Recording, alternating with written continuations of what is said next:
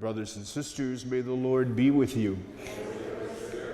A reading from the Holy Gospel according to Matthew. Jesus said, "Come to me, all you who labor and are burdened, and I will give you rest.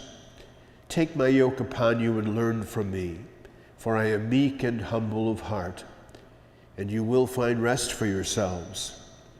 For my yoke is easy and my burden light." The Gospel of the Lord.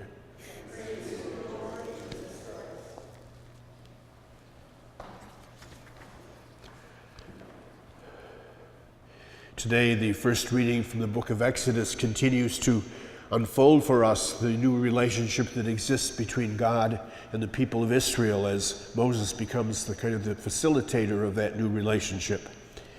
And we find it focuses very much around the concept as to who God is. What is his name? We have to remember, especially in ancient cultures, the concept of the name played a very strong place and significance. In the book of Genesis, for example, it talks about God telling man to give to all the animals of the world a name. And by giving the names, of course, there's a relationship that automatically comes into being, that they all of a sudden now have a relationship where man is seen to be superior over those animals because he gave the name. We find also in the scriptures especially that many people, when they underwent a conversion experience, had their names changed. Saul becomes Paul, and Simon becomes Peter, and Abram becomes Abraham. And this significant change of name bespeaks the kind of transformation interiorly that's happening for that person.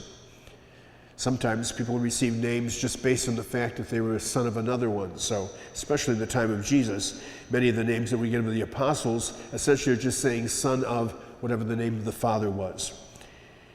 We sort of lost that a little bit in the course of time. We saw, for example, giving the name at baptism, that by giving the name of a saint, the hope is that those virtues and qualities that that particular saint exemplified would somehow show themselves in this person.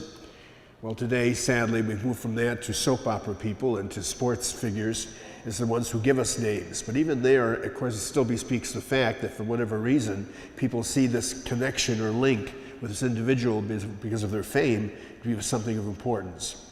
So it shouldn't surprise us that Moses would be so bold as to ask God what his name is, knowing full well, just to go back to the people of Israel and say, follow the God of your ancestors, would not be sufficient to get them to follow. But God very cleverly gives him a name or a concept, but the name doesn't tell us specifically what his name is, his identity. It just says that he is ever there, always present. In fact, the form of the verb that's used there, as far as the Israelites are concerned in Hebrew, is essentially the same word used both for the past and for the future and for the present. And so it is I am. And it becomes so sacred a name in the concept and mind of Israel that no one dared even speak it. They used other words to bespeak this relationship that they had with God. By knowing the name, of course, they would have dominion over him. And God makes it clear, I'll let you know who I am. You'll have an identity with me, but you do not have dominion over me. I am the one who is in charge. And so Moses goes to the people and suggests to them, the God of Israel, the God of Abraham, I am who am sent us. We see as history of salvation continues to progress that identity of God becomes even more intimate in relationship. All of a sudden, Jesus tells us to call God Father.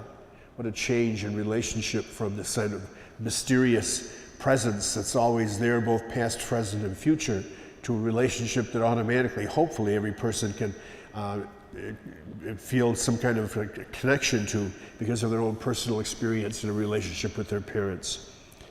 Moses, in telling the people of Israel that God is with them, is reminding them throughout their whole history over and over again that God continues to be with them. Today, then, as we speak the name, we're aware that that relationship that was begun so many centuries ago, and the relationship between the people of Israel and God has continued to flower and blossom and become that much more of a powerful force.